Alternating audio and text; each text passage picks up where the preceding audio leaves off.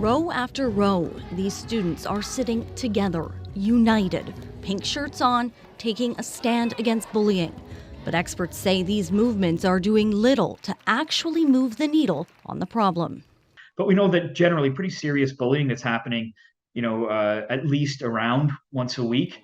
Taunting, teasing, even threatening. It's happening at school, in sports, and online. Anthony Volk is an expert in the field and says during the pandemic, bullying dropped by 25 to 50% as kids moved to remote learning and socialized less. But now it's back to pre-pandemic levels. So bullying has come right back, unfortunately, to the levels it was before. According to Public Safety Canada, 1/3 of teenagers have recently been bullied. That this is really harmful behavior that's really hurting the emotional well-being of our adolescents.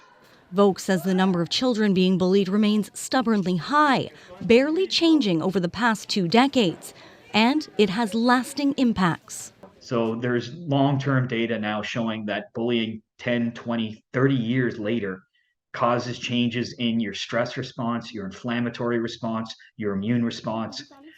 So it's very harmful for victims.